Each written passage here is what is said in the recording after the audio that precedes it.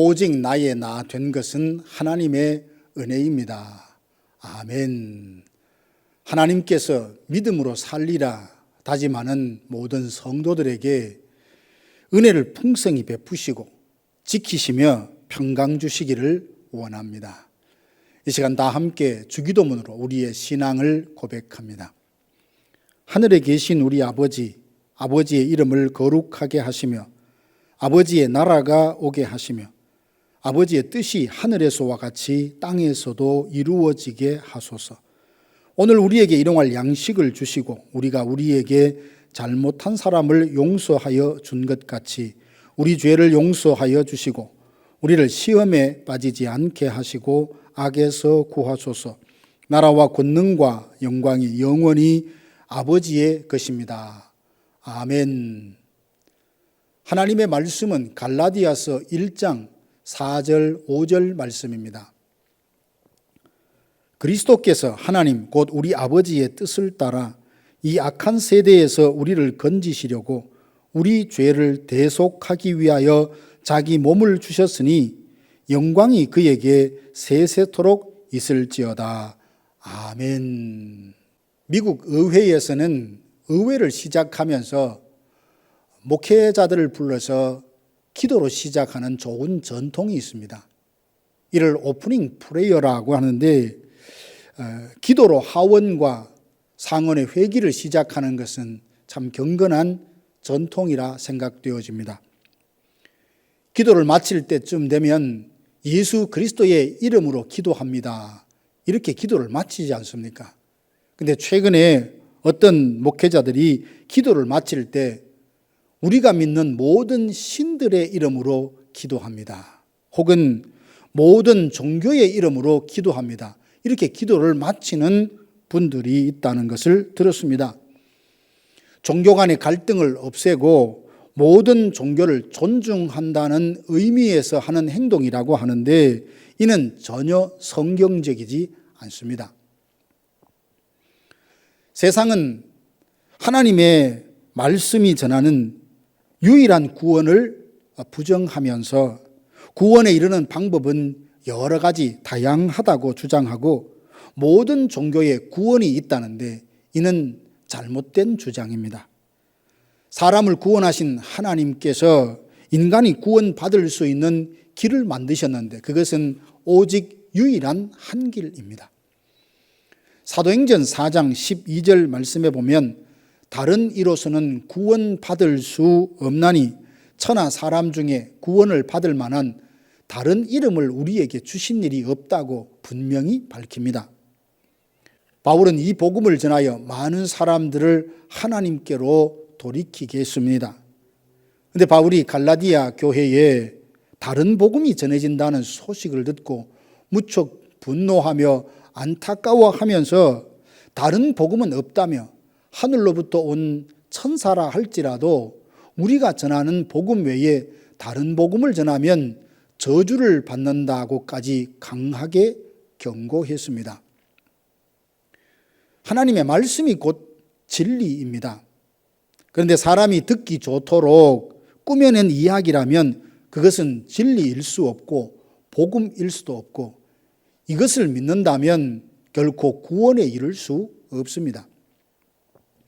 바울은 자신이 전한 복음이 사람의 뜻을 따라 된 것이 아니요 예수 그리스도의 계시로 말미암은 것이라며 이 복음을 전하기 위해서 사도로 부르심을 받았다 주장합니다. 바울이 전하는 복음의 내용이 무엇입니까? 4절 말씀에 보면 그리스도께서 하나님 곧 우리 아버지의 뜻을 따라 이 악한 세대에서 우리를 건지시려고 우리 죄를 대속하기 위하여 자기 몸을 주셨다 했습니다. 죄인을 구원할 계획은 하나님으로부터 시작됩니다. 죄인이 자기의 운명을 깨닫고 하나님께 구원을 해달라고 간청함으로써 구원의 계획이 시작된 것이 결코 아닙니다. 죄인을 사망과 저주로부터 구원하려 하신 것은 하나님의 선한 뜻에서부터 출발합니다. 하나님은 아담으로 하여금 장차 태어날 모든 인류를 대표하여 언약을 맺으시죠. 하나님께서 인간과 언약을 맺으심으로 완전한 자유하신 하나님께서 스스로 언약의 굴레를 덮어 쓰시고 언약의 한 당사자가 되셨습니다. 언약하신 내용은 이와 같습니다. 아담으로 하여금 하나님께서 금하신 열매를 먹지 않고 순종하면 영생을 누리도록 약속하셨습니다. 인간은 언약의 한 당사자로서 하나님의 명령에 순종해야 할 의무를 지고 하나님은 순종한 인간에게 영생을 주시기로 약속하셨습니다. 이 언약으로 말미암아 하나님은 아버지 노릇하심에 신실하시고 아담을 비롯하여 이 땅에 태어난 모든 인류는 하나님의 말씀에 순종해야 할 의무를 집니다. 그러나 아담은 불순종함으로써 언약을 깨뜨렸습니다. 언약을 깨뜨린 결과 그 타락함은 아담뿐만 아니라 장차 태어날 모든 인류에게 전가되어 사망에 이르게 되었고 하나님의 진노 아래 놓이게 되었습니다. 범죄한 후 하나님과 친밀한 교제는 단절되고 관계가 깨어져 하나님은 두려운 존재가 되었고 인간은 무지하고 무능하게 되어서 하나님의 뜻이 무엇인지 알지도 못하고 하나님의 뜻을 거스르며 살아가게 됩니다. 범죄함으로 하나님과 인간 사이에 장벽이 가로막히고 하나님과 단절되어 은혜에서 멀어집니다. 그런데 하나님은 이런 인간을 포기하지 않으시고 인간의 행동과 상관없이 하나님이 언약의 한 당사자로서 신실하셔서 우리가 불의하여 범죄했음에도 대속의 은혜를 베풀어 죄인을 속량하시기로 작정하셨습니다. 때가 참에 예수님께서 사람이 되어 이 땅에 오셔서 죄인을 위해 자기 몸을 속죄 제물로 내어주심으로 죄인을 속량해 주셨습니다. 이를 믿음으로 인간은 다시 의롭다함에 이를 수 있습니다. 그러나 유대인 중 갈라디아 교회에 다른 복음을 전하는 사람들이 있었습니다.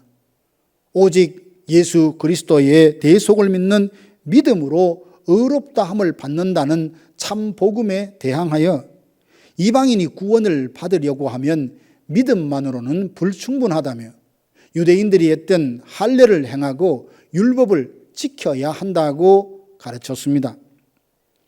이것은 매우 설득력 있게 전파되어서 많은 사람들이 율법의 행위로 말미암아 의에 이르고자 했습니다. 그러나 이는 불가능합니다. 인간은 결코 율법의 행위로 의에 이를 수 없습니다. 21절 말씀에 보면 율법으로 의롭게 될 수 있다는 주장은 예수 그리스도의 죽음을 헛되이 하는 것과 같습니다. 허물과 죄로 죽은 우리들은 율법의 행위를 통해서 결코 의에 이를 수 없습니다. 죄인이 의롭다함을 받는 유일한 길은 오직 예수 그리스도를 믿는 믿음뿐입니다. 이 복음을 믿는 자는 하나님의 자녀가 되었고 영생을 가졌고 진리 안에 거하는 자들입니다. 복음을 믿고 구원의 확신 가운데 거하는 자들이 기억해야 할 것이 있습니다. 갈라디아서 2장 20절 보면 내가 그리스도와 함께 십자가에 못 박혀 죽었다고 믿음으로 선포하십시다. 자기의 만족을 추구하며 육체의 정욕을 쫓으며 살던 옛 사람의 삶의 패턴은 예수 그리스도와 함께 십자가에 못 박았으니 그러므로 이제는 내가 사는 것이 아니요 내 안에 그리스도께서 사신다는 것을 기억해야 합니다. 대속의 은혜를 받은 자는 더 이상 자기를 위해 살지 않고 나를 사랑하사 나를 위하여 자기 목숨을 버리신 하나님의 아들을 믿는 믿음 안에서 살아가게 됩니다.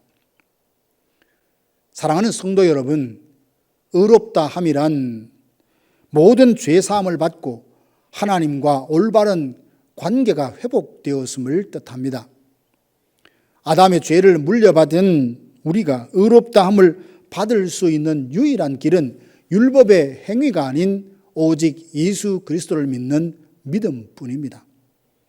창세전에 하나님께서 우리를 자녀 삼기로 선택하시고 성령의 역사와 감동하심으로 예수 그리스도를 주라 시인하게 하시고 내 모든 죄는 예수님께서 십자가로 대신 속량해 주셨다는 믿음을 통해 하나님과의 관계가 회복되고 의롭다함을 받을 수 있습니다.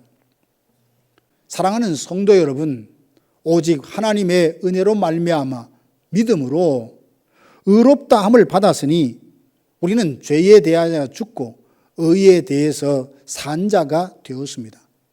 그러므로 날마다 자기를 부인하고 성령을 쫓아 행하며 복음의 진리 안에 살고 그리스도가 중심되는 삶을 살아가는 성도들이 되시기를 주님의 이름으로 축원합니다. 다 함께 기도하겠습니다. 지금은 우리 구주 예수 그리스도의 은혜와 하나님 아버지의 크고 놀라우신 사랑하심과 성령의 위로교통 충만케 하심이 오직 믿음으로 의에 이른다는 참 복음을 믿고 예수 그리스도를 위하여 남은 생에 살리라 다짐하는 사랑하는 성도들 머리 위에 이제로부터 영원토록 함께 있을지어다. 아멘.